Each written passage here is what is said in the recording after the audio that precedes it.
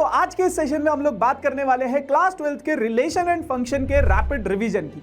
Rapid revision एक ऐसी series है जिसमें मैं 15 से 20 मिनट में पूरा का पूरा चैप्टर समराइज कराऊंगा और ये सेशन सिर्फ उनके लिए है जो पहले इस चैप्टर को पढ़ चुके हैं। अगर आप पहली बार इस चैप्टर को पढ़ रहे हो तो this session is not for you.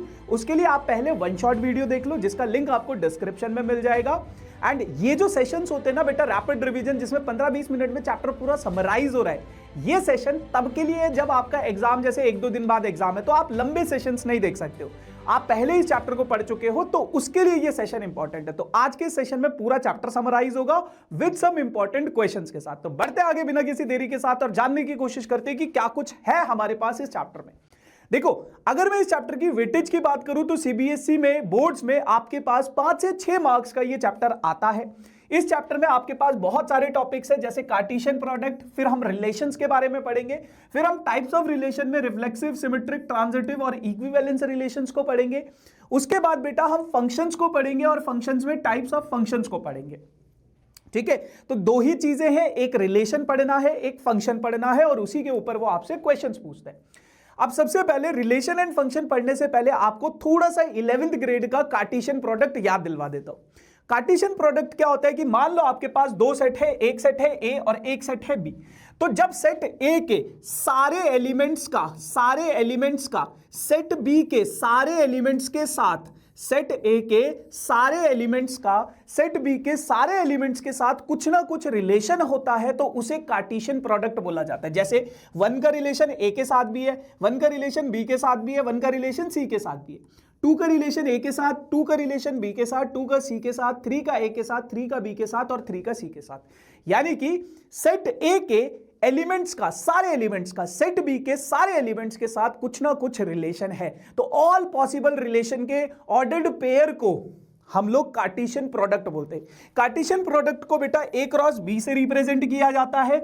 ये इसकी सेट बिल्डर फॉर्म है ना, सॉरी ये इसकी रोस्टर फॉर्म है। अगर मैं इसको सेट बिल्डर फॉर्म में लिखना चाहूं तो ए क्रॉस बी के अंदर 2 एलिमेंट्स होते हैं, एक होता है एक्स, एक होता है वाई, जहां पे x आगे वाला जो एलिमेंट है सेट ए से बिलोंग करता है और पीछे वाला एलिमेंट सेट बी से बिलोंग करता है अगर आपके पास ए क्रॉस बी है तो।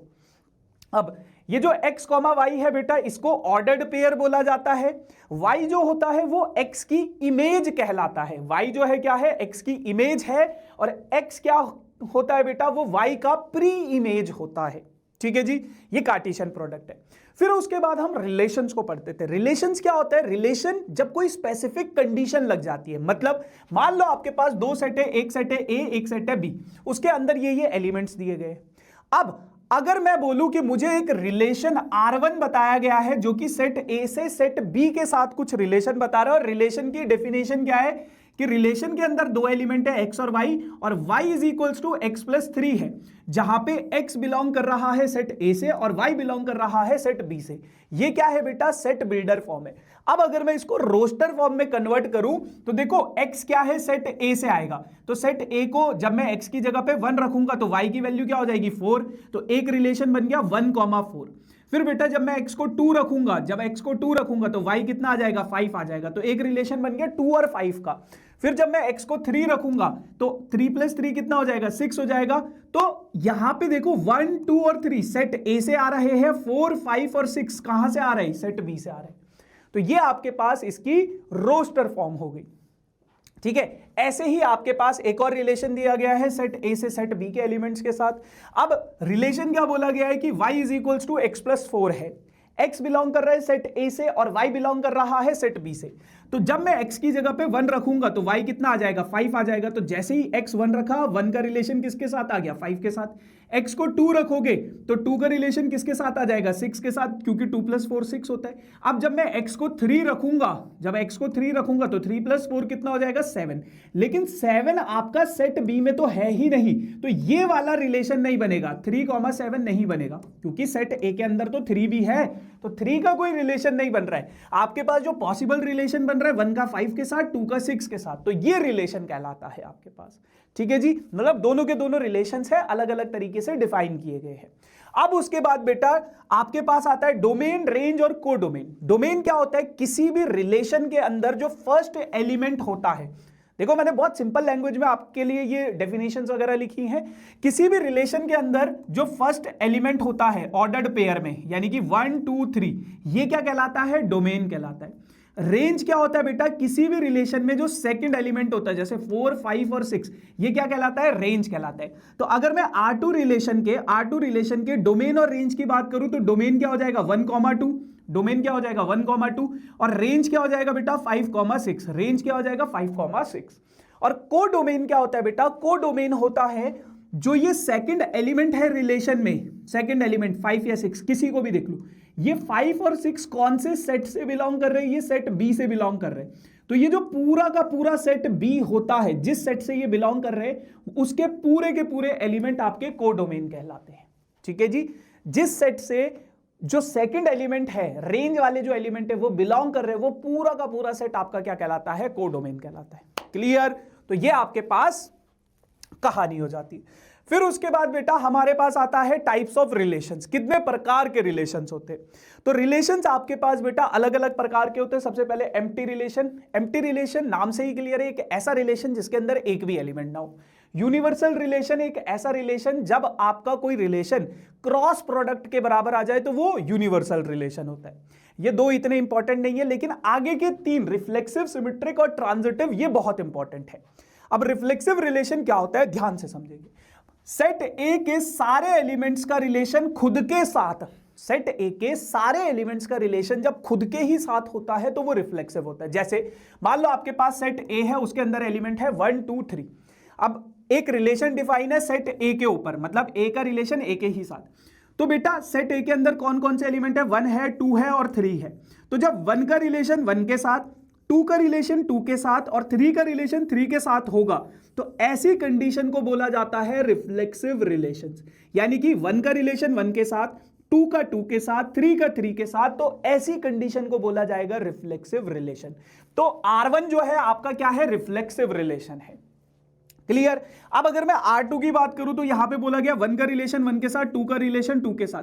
क्या ये रिफ्लेक्सिव है या नहीं है? तो ये रिलेशन रिफ्लेक्सिव नहीं है। क्यों? क्योंकि सेट ए के सारे एलिमेंट्स यूज नहीं हुए हैं। सेट ए के अंदर तो 3 भी है, तो 3 का रिलेशन 3 के साथ तो दिया ही नहीं है, तो ये आपका रिफ्लेक्सिव रिलेशन नहीं होगा, क्योंकि सेट ए के सारे एलिमेंट्स यूज नहीं हुए।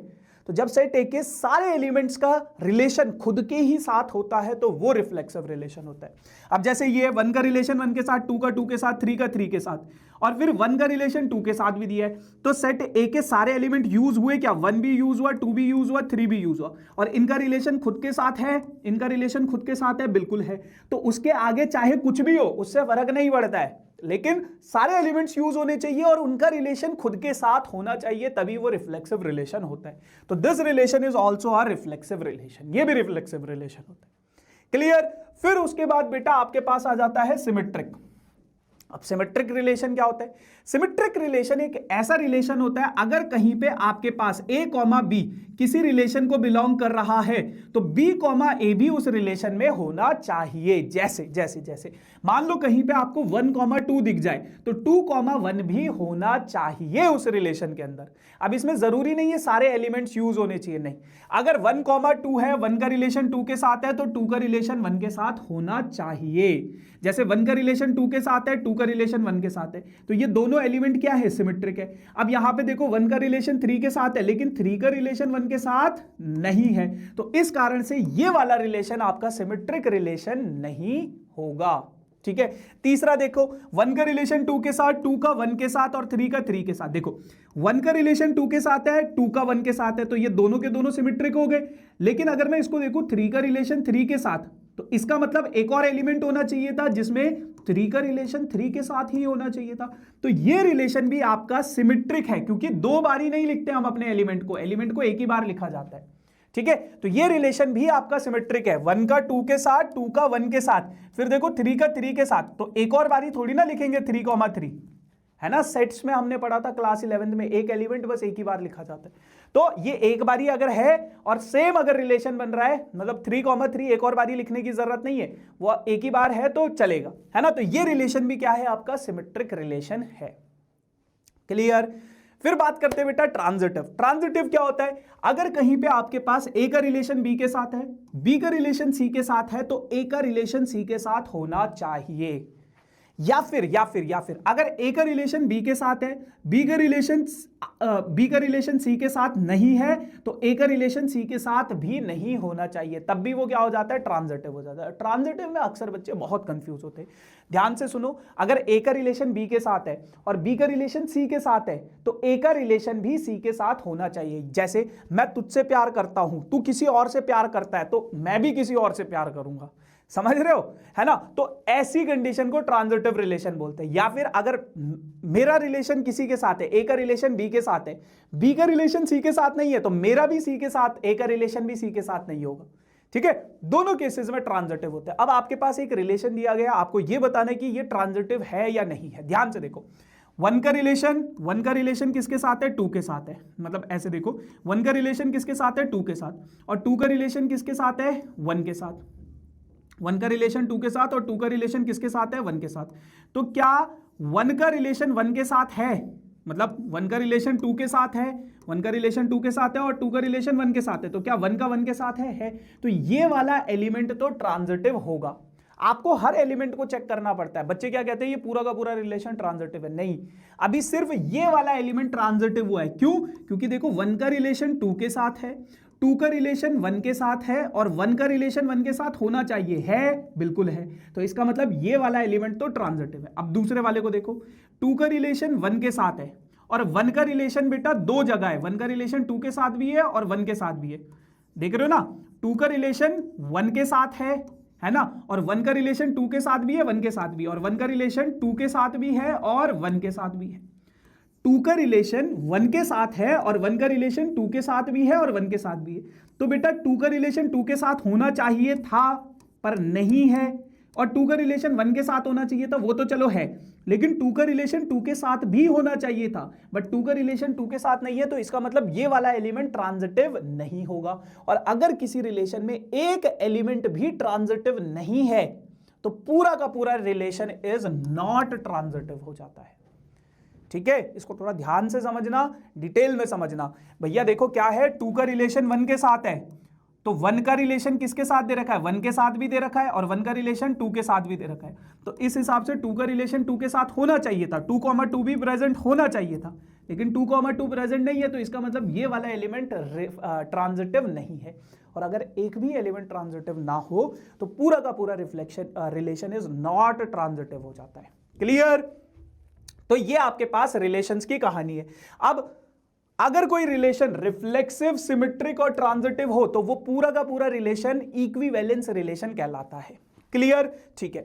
फिर उसके बाद फंक्शंस हमने 11th ग्रेड में पढ़ा था कि सेट ए के सारे एलिमेंट्स की एक इमेज होनी चाहिए सेट बी में। जैसे 1 की एक इमेज है ए, 2 की एक इमेज है 2 की एक इमेज है सी, 3 की एक इमेज है बी, 4 की एक इमेज है डी। तो क्या ये रिलेशन फंक्शन है? बिल्कुल है। 1 की 2 इमेज है यहां पे, तो सेट ए के सारे एलिमेंट्स यूज होने चाहिए, पहली बात तो ये। और एक एलिमेंट की सिर्फ एक ही इमेज होनी चाहिए, 2 नहीं होनी चाहिए। तो ये relation is not a function, this relation is not a function. अब इसमें आ जाओ, 1 की एक इमेज है ए, 2 की एक इमेज है बी, 3 की, देखो 1 की एक इमेज है ए, 2 की एक इमेज है बी, 3 की भी एक इमेज है बी, और 4 की एक इमेज है सी। तो हर एलिमेंट की सिर्फ एक एक इमेज बन रही है, तो this relation is a function, ये फंक्शन है। ठीक है। फिर उसके बाद बेटा अगर मैं इसको देखूं, 1 की एक इमेज है ए, 2 की एक इमेज है बी, 3 की एक इमेज है सी, लेकिन 4 की कोई इमेज नहीं है, तो ये रिलेशन भी आपका फंक्शन नहीं होगा। तो आपको फंक्शन 11th ग्रेड में भी सिखाया जाता है कि सेट ए के सारे एलिमेंट्स यूज होने चाहिए और उनकी सिर्फ एक इमेज होनी चाहिए, तभी वो रिलेशन फंक्शन कहलाता है। अब आपके पास 2 प्रकार के फंक्शंस होते हैं, एक होता है बेटा 1-1 फंक्शन, एक होता है ऑन टू फंक्शन। 1-1 फंक्शन क्या होता है? 1-1 फंक्शन होता है बेटा एक, जब सेट ए के हर एक element, every element of set A have unique and distinct image in set B. जैसे सेट ए के सारे एलिमेंट्स की एक ऐसा फंक्शन जिसमें सेट ए के सारे एलिमेंट्स की सिर्फ और सिर्फ एक ही इमेज हो, और वो इमेज किसी और की नहीं होनी चाहिए। जैसे यहां पे अगर आप देखोगे, इस वाले में देखोगे, तो 1 की एक इमेज है ए और 2 की भी एक इमेज है ए, तो ये वाला फंक्शन तो है क्योंकि 2 की भी एक ही इमेज है ए, है ना, फंक्शन तो है, पर ये 1 1 फंक्शन नहीं है। 1 1 फंक्शन होगा कि जैसे अगर 1 की कोई इमेज है बी, वो किसी और की इमेज नहीं होनी चाहिए, वो किसी और की इमेज नहीं होनी चाहिए। तो ऐसे फंक्शंस जब एक एलिमेंट की सिर्फ एक ही इमेज होती है, एक एलिमेंट की एक ही इमेज होती है और वो इमेज किसी और की ना हो, तो वो 1 1 फंक्शन होता है। यानी कि अगर मेरी कोई गर्लफ्रेंड है, वो किसी और की ना हो, समझ रहे हो ना, तो वो किसी और की ना हो तो वो 1 1 फंक्शन होता है। लेकिन अगर मेरी कोई गर्लफ्रेंड है और वो किसी और की भी है तो वो 1 1 नहीं होता, वो मैनी 1 होता है, वो बहुत सारे लोगों की है। मतलब एक बस एग्जांपल दे रहा हूं मैं, ठीक है। तो जब एक इमेज इसकी भी है और इसकी भी है, ये फंक्शन तो है पर मैनी 1 फंक्शन है। क्लियर, ठीक है। फिर उसके बाद बेटा आता है ऑन टू फंक्शन। अच्छा, मैनी 1 1 फंक्शन को इंजेक्टिव फंक्शन भी बोला जाता है। फिर ऑन टू फंक्शन क्या होता है? ऑन टू फंक्शन बेटा ऐसे फंक्शंस को बोला जाता है जब सेट बी के सारे एलिमेंट्स की कोई ना कोई इमेज होनी, कोई ना कोई प्री इमेज होनी चाहिए। जैसे ए की एक प्री इमेज है 1, बी की एक प्री इमेज है 2, सी की एक प्री इमेज है 4, डी की एक प्री इमेज है 3। तो सेट बी के सारे एलिमेंट्स यूज हो गए, तो ये कैसा फंक्शन होगा? Onto function. अब आप बोलोगे सर ये ऑन टू फंक्शन तो 1 1 फंक्शन जैसा भी लग रहा है। बिल्कुल 1 1 फंक्शन भी है, बट हर केस में ऐसा नहीं होता है कि ऑन टू 1 1 होगा, यहां पे बाई चांस हो गया वो, ठीक है। अब अगर मैं इसको देखूं तो 1 की एक प्री इमेज है, ए की एक प्री इमेज है 1, बी की एक प्री इमेज है 2, बी की एक और प्री इमेज है 3, सी की एक प्री इमेज है 4, पर डी की कोई प्री इमेज नहीं है। तो ऐसा फंक्शन जब सेट बी के सारे एलिमेंट्स की कोई प्री इमेज नहीं है, कोई एलिमेंट अगर छूट जाए सेट बी में, तो वो आपका onto function, into function कहलाता है। क्लियर। तो into function, onto function, ठीक है। तो ये बहुत बेसिक सी चीजें थी। ऑन टू फंक्शन को सर्जेक्टिव फंक्शन भी बोला जाता है। अब बात आती है कि जब हम इन फंक्शंस को ना प्रूव करते हैं कि 1 1 फंक्शन प्रूव करो, ऑन टू फंक्शन प्रूव करो, तो इसमें याद रखना अगर रेंज और कोडोमेन बराबर आ जाए तो वो बेटा आपका ऑन टू फंक्शन हो जाता है, और रेंज और कोडोमेन अगर इक्वल नहीं है तो वो फंक्शन आपका इनटू फंक्शन होता है, ठीक है। प्रूविंग में कभी कभार हम इसको यूज करते हैं। अब बेटा रेंज और कोडोमेन क्या होता है? जैसे मान लो आपके पास कोई फंक्शन है सेट ए से सेट बी में, तो ए के जो एलिमेंट्स होते हैं वो तो होते हैं बेटा डोमेन, बी के जो एलिमेंट्स होते हैं बेटा वो पूरा का पूरा होता है कोडोमेन। लेकिन जो रिजल्ट आता है, जैसे ये, इसमें ये क्या है? रेंज है। ए बी सी क्या है? रेंज है। और ए बी सी डी पूरा का पूरा सेट क्या है? कोडोमेन है, ठीक है। इसीलिए मैं बोल रहा हूं this session is only for your revision purpose. आप इसको ऐसे मत समझना कि मैं इसमें सारा का सारा चीज डिटेल में समझ जाऊंगा, नहीं समझोगे, क्योंकि ये आपको तभी समझ में आएंगी जब पहले आपने पढ़ा होगा, है ना। और आपके मतलब घंटों बचाने के लिए एग्जाम से 1-2 दिन पहले ये सेशन इज वेरी इंपॉर्टेंट। अब एक सवाल है आपके पास, सीयूईटी जैसे एग्जाम में भी ये सवाल इस टाइप के पूछे जाते हैं और बोर्ड्स में भी पूछे जाते हैं। कोई सेट है ए और एक रिलेशन दिया गया, अब आपको बताना है ये रिफ्लेक्सिव है, सिमेट्रिक है, रिफ्लेक्सिव बट नॉट सिमेट्रिक, या फिर इक्विवेलेंस रिलेशन है। कॉमेंट सेक्शन में मुझे इसका आंसर चाहिए, ठीक है। कॉमेंट सेक्शन में मुझे इसका आंसर चाहिए। अब आपके पास बेटा बोर्ड्स एग्जाम में कैसे सवाल आते हैं उन पे एक बारी बात कर लेते हैं। तो कुछ सवाल भी लेकर आया हूं मैं। जैसे आपके पास एक रिलेशन दिया गया, एक सेट दिया गया है, कहता है कि सेट ए है जो कि जिसमें एक एलिमेंट है x और वो z से बिलोंग कर रहा है, z यानी कि इंटीजर, और x के जो एलिमेंट्स है वो 0 से लेके 12 तक।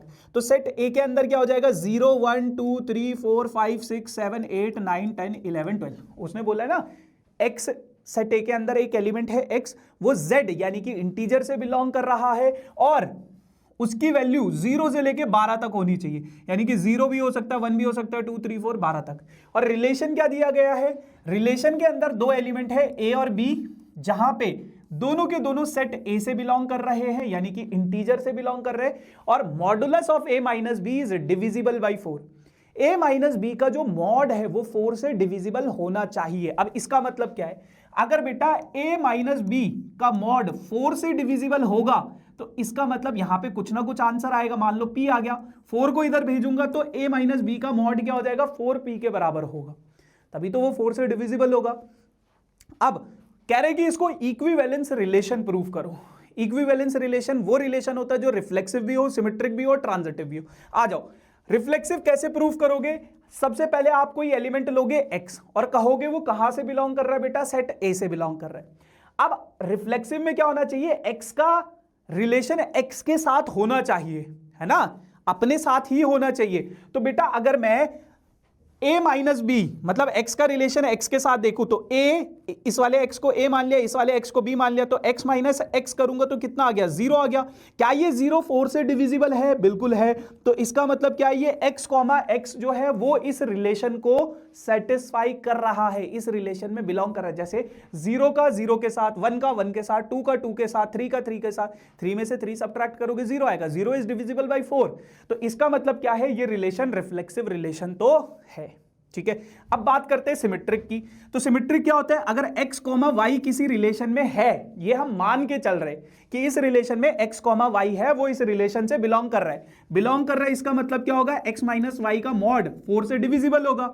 अब अगर मैं नेगेटिव साइन कॉमन ले लूं तो y माइनस एक्स बच जाएगा, वो भी क्या होगा, 4 से डिविजिबल होगा। तो मॉड क्या होता है, इस नेगेटिव साइन को हटा देगा। इसका मतलब क्या है, modulus of x minus y is divisible by 4।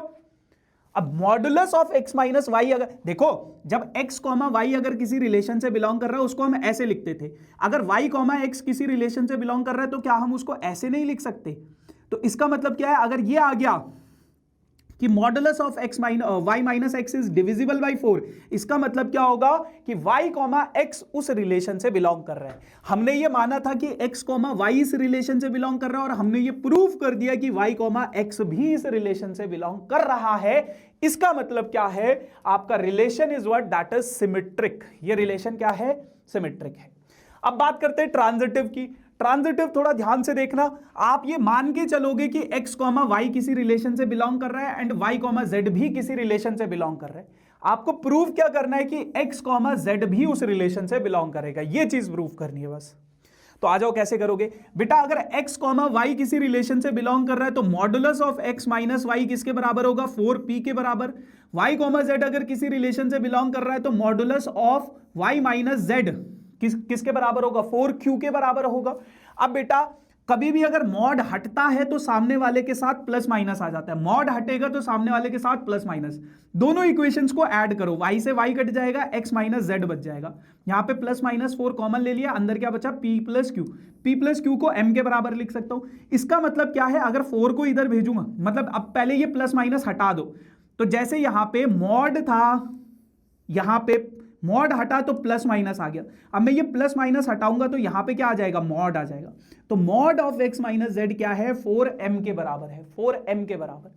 अब इसका मतलब क्या है कि mod of x minus Z जो है वो क्या है, 4 से डिविजिबल है। अब अगर ये 4 से डिविजिबल है, इसका मतलब क्या है, x कॉमा जेड बिलोंग कर रहा है आपका रिलेशन से। हमने ये माना था कि x कॉमा वाई रिलेशन से बिलोंग कर रहा है, y कॉमा जेड रिलेशन से बिलोंग कर रहा है। हमने ये प्रूफ कर दिया कि x कॉमा जेड भी इस रिलेशन से बिलोंग कर रहा है। इसका मतलब क्या है कि ये रिलेशन रिफ्लेक्सिव भी है, सिमेट्रिक भी है, ट्रांजिटिव भी है। ठीक है, अब इसके साथ वो कभी कभार एक चीज और पूछ लेता है, इक्विवेलेंस क्लास। इक्विवेलेंस क्लास क्या होता है, जैसे मान लो आपको 1 की इक्विवेलेंस क्लास निकालनी है, इस सेट के अंदर जितने भी एलिमेंट्स होंगे उन सब की इक्विवेलेंस क्लास निकाल सकते हो आप। मान लो 1 की इक्विवेलेंस क्लास निकालनी, तो सबसे पहले 1 को लिखो। अब 1 के साथ मैं किसको इस रिलेशन में फिट कर सकता हूं, जैसे अगर मैं 1 माइनस 2 करूंगा तो कितना आ रहा है, 1 आ रहा है, मतलब इसका मॉड 1 आ रहा है। तो 1 क्या 4 से डिविजिबल है, नहीं। 1 माइनस 3 करूंगा, इसका मॉड लूंगा तो क्या आ रहा है, माइनस 2, सॉरी प्लस 2, मॉड तो पॉजिटिव बना देगा। क्या ये 4 से डिविजिबल है, नहीं। 1 माइनस 4 करूंगा तो आंसर कितना आ रहा है, 3। क्या ये 4 से डिविजिबल है, नहीं। 1 माइनस 5 करूंगा तो आंसर कितना आ रहा है, 4। क्या ये 4 से डिविजिबल है, बिल्कुल है। तो 1 का 5 के साथ रिलेशन बन रहा है, 1 का 9 के साथ रिलेशन बन रहा है, 5 का 9 के साथ रिलेशन बन रहा है। तो आपको वो एलिमेंट्स लेने हैं जिनके साथ इस 1 का रिलेशन बनेगा। 1 का रिलेशन 5 के साथ भी बनेगा, 9 के साथ भी। तो ये इसकी इक्विवेलेंस क्लास हो गई।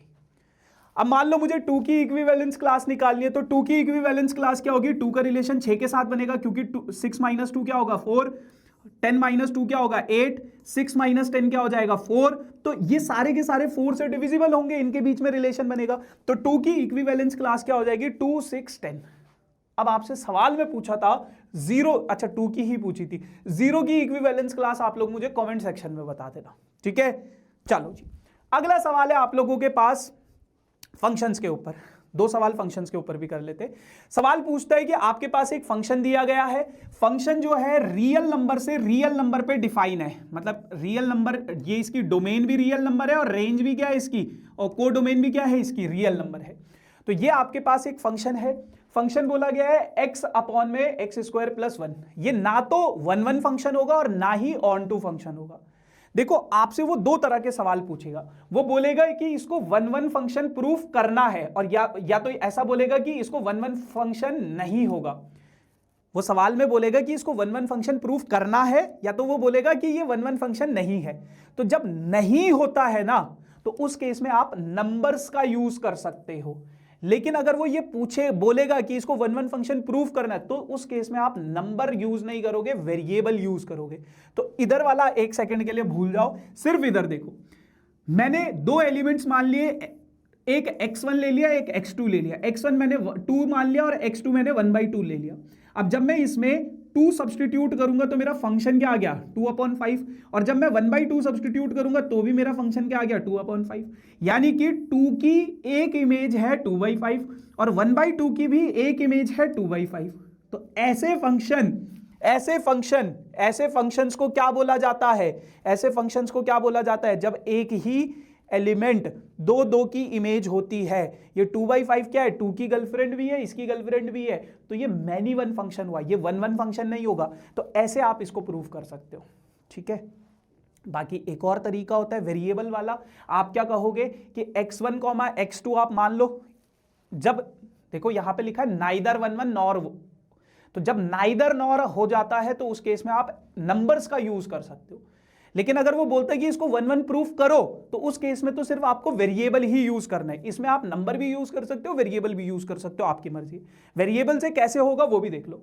x1, x2 आपने इधर इसकी डोमेन से बिलोंग करवा दिए, फिर बोला कि सच दैट fx1 जो है fx2 के बराबर है। ये हम मान के चलते हैं, ये हम हर सवाल में ऐसा बोलेंगे कि x1, x2 इससे डोमेन से बिलोंग कर रहा है और fx1 fx2 के बराबर है। तो अब अगर मैं fx1 रखूंगा तो ये होगा, fx2 देखूंगा तो ये होगा। अब ये दोनों आपस में बराबर है, क्रॉस मल्टीप्लाई कराओगे, इक्वेशंस को सॉल्व करोगे, देखो इक्वेशन सॉल्व हुई है, तो यहां से तो मेरे पास आ जाएगा x1 x2 के बराबर है, और यहां से मेरे पास आ जाएगा x1 जो है वो किसके बराबर है, -1/x2। अगर बेटा एक जगह तो आ गया, अगर सिर्फ इतना ही होता x1 x2 के बराबर, ये नहीं होता, तो इसका मतलब क्या होता है, ये फंक्शन 1 1 हो जाता। लेकिन अगर एक जगह ये आ गया और एक भी जगह ये आ गया कि x1 is not equal to x2, अगर x1 x2 के बराबर नहीं है तो ये मैनी वन का केस हो जाता है, ठीक है। अगर x1 x2 के बराबर आ गया तो ये 1 1 का केस होता है। लेकिन अगर एक भी बार ऐसा आ गया कि x1 is not equal to x2, तो वो मैनी वन का केस हो जाता है। तो यहां पे क्या है, x1 x2 के बराबर नहीं है, इसलिए ये मैनी वन हो गया। और आपने एलिमेंट से, नंबर से भी करके देख लिया कि ये मैनी वन नहीं, मतलब 1 1 नहीं है, ठीक है जी। चल अब ऑन टू देखो कैसे करोगे। ऑन टू के लिए आपने बोला कि मान लो मैं कोई एक एलिमेंट को डोमेन से बिलोंग करवाता हूं, तो मैंने कोई एक एलिमेंट ले लिया 1। अब जैसे ये fx होता है, fx किसके बराबर होता है, y के बराबर। y क्या है, को डोमेन से बिलोंग कर रहा है, y क्या है, रेंज है एक्चुअल में। तो y जो होगा कहां से बिलोंग करेगा, को डोमेन से बिलोंग करेगा। तो मैंने कहा y में कोई एक एलिमेंट ले लेते हैं 1, ठीक है। अब यानी कि fx किसके बराबर होता है, y के इक्वल। fx की वैल्यू ये है तो ये 1 के बराबर। जब मैं इसको थोड़ा सॉल्व करूंगा तो मेरे पास एक क्वाड्रेटिक इक्वेशन आ गई। अब अगर मैं इस क्वाड्रेटिक इक्वेशन के रूट्स निकालूंगा तो ये आ जाएगा, और ये क्या है, इमेजिनरी रूट्स है। अब ध्यान से सुनना, इसका मतलब क्या है, सेट ए के जो एलिमेंट्स हैं और सेट बी के जो एलिमेंट्स हैं, 1 की कोई भी प्री इमेज नहीं है, क्योंकि सेट ए किससे बिलोंग कर रहा है, रियल नंबर से, और सेट बी भी किससे बिलोंग कर रहा है, रियल नंबर से। तो सेट बी में जब मैंने 1 देखा तो 1 का कोई भी प्री इमेज नहीं है, कोई भी रियल नंबर नहीं है, ये एक इमेजिनरी रूट दे रहा है। मतलब जब मैंने y को 1 रखा तो x की वैल्यू क्या आ रही है, कोई इमेजिनरी नंबर आ रही है, यानी कि 1 की कोई भी प्री इमेज नहीं है। तो 1 की कोई भी प्री इमेज नहीं है, इस कारण से ये फंक्शन क्या हो गया, ऑन टू फंक्शन हो गया। ऐसा सवाल पूछता है वो आपके एग्जाम में। अब एक आखिरी सवाल और देख लो। आपके पास ये एक फंक्शन है, बहुत फेवरेट क्वेश्चन है ये एग्जामिनर का। ये एक फंक्शन दिया गया है, आपको इस फंक्शन को 1 1 और ऑन टू प्रूफ करना है। अब जब 1 1 और ऑन टू प्रूफ करना है तो अब आप इसमें नंबर नहीं ले सकते। आप बोलोगे देखो सबसे पहले मॉड एक्स को समझो। मॉड एक्स जो होता है बेटा वो एक्स के बराबर होता है कब, जब एक्स की value greater than equal to 0 होती है, और माइनस एक्स के बराबर होता है जब एक्स की वैल्यू लेस देन 0 होती है। ठीक है, तो यहां पे दो केसेस बनेंगे। पहला केस कब बनेगा, जब एक्स की value greater than equal to 0 होगी, उस केस में मॉड एक्स क्या होता है 1 के बराबर होता है, मतलब पॉजिटिव एक्स के बराबर होता है। और जब एक्स की वैल्यू लेस देन 0 होती है तो उस केस में मॉड एक्स किसके बराबर होता है, माइनस एक्स के बराबर। तो आपके दो केसेस बन गए यहां पे मॉड एक्स की वजह से।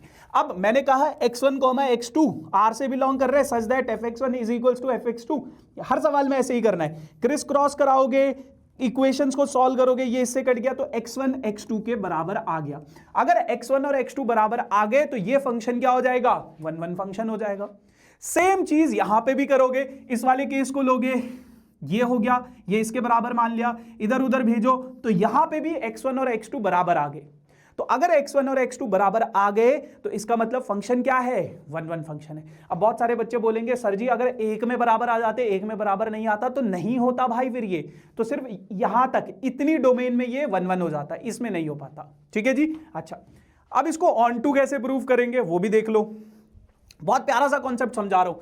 देखो कभी भी जो मॉड x होता है उसकी वैल्यू या तो x के बराबर होगी या तो x से बड़ी होगी। जैसे मान लो मेरे पास 2 है, 2 का मॉड करूंगा क्या आएगा, 2 ही आएगा। अगर मैं -2 का मॉड करूं तो वो क्या आ जाएगा, +2। यानी कि मॉड का जो आंसर होता है ये अंदर वाले से क्या होगा, या तो हमेशा बड़ा होगा या तो अंदर वाले के बराबर होगा। तो मॉड x जो होगा वो इस x के बराबर होगा या इससे बड़ा होगा। ठीक है, अब अगर मैं इधर की साइड कुछ ऐड कर दूं तो वो वैल्यू क्या हो जाएगी, उससे ग्रेटर हो जाएगी। यानी कि 1 + मॉड x क्या होगा, x से बड़ा होगा। अब एक चीज को देखो, यहां पे न्यूमरेटर अपॉन डिनोमिनेटर में अगर डिनोमिनेटर बड़ा है, अगर denominator is greater than numerator है तो वो वैल्यू -1 से 1 के बीच में लाई करती है। चाहे आप कोई भी पॉजिटिव नंबर, कोई भी एग्जांपल सब्स्टिट्यूट करके देखो, पॉजिटिव नेगेटिव कोई भी नंबर सब्स्टिट्यूट करके देखो, अगर डिनोमिनेटर बड़ा है न्यूमरेटर से, अगर 1 + मॉड x से बड़ा है, यानी कि डिनोमिनेटर बड़ा है न्यूमरेटर से, तो वो वैल्यू -1 से 1 के बीच में ही लाई करेगी। यानी कि आपका फंक्शन जो है वो -1 से 1 के बीच में लाई करेगा। और जब आपका फंक्शन -1 से 1 के बीच में लाई करेगा तो ये क्या है, इसकी रेंज हो गई क्या, -1 से 1 के बीच में। और अगर मैं इसकी कोडोमेन देखूं तो उसने क्वेश्चन में बोला है आपका जो फंक्शन है वो रिलेशन किसी भी रियल नंबर से यहां तक बिलोंग करना चाहिए, मतलब -1 से 1 के बीच में होना चाहिए। x की वैल्यू क्या है, -1 से 1 के बीच में होनी चाहिए। मतलब ये आपका कोडोमेन बताया गया है। इस अगर क्वेश्चन को अगर आप ध्यान से देखोगे बेटा, इस अगर सवाल को आप ध्यान से देखोगे तो यहां पे बोला है कि एक फंक्शन है जो कि r से, मतलब एक फंक्शन है जो कि रियल नंबर से x तक जा रहा है और x की वैल्यू को इस तरीके से डिफाइन किया गया -1 से 1 तक। तो ये जो -1 से 1 तक है इसको हम डोमेन बोलते थे और इसको क्या बोलते थे, कोडोमेन। तो रेंज आपका क्या आ गया है, ये -1 से 1, रेंज आपका क्या आ गया, -1 से 1, और कोडोमेन भी क्या है आपकी -1 से 1। और हमने स्टार्टिंग में पढ़ा था रेंज अगर कोडोमेन के बराबर आ जाए तो फंक्शन क्या होता है, ऑन टू। तो ऑन टू प्रूव करने के दो तरीके होते हैं, या तो ऐसे नंबर के तरीके से आप देखो कि उसकी कोई प्री इमेज बन रही है या नहीं बन रही, या तो फिर आप डोमेन और रेंज को, सॉरी कोडोमेन और रेंज को इक्वल प्रूव कर दो तो वो फंक्शन आपका ऑन टू कहलाता है। ठीक है जी। So yes guys, this is all about for this session. Again this session is only for your revision purpose. Detail में जानना चाहते हो, डिस्क्रिप्शन में वन शॉट का लिंक है, बहुत सारे सवाल भी कराए और डिटेल में समझाया भी है। ठीक है, thank you so much, tata bye bye, good night.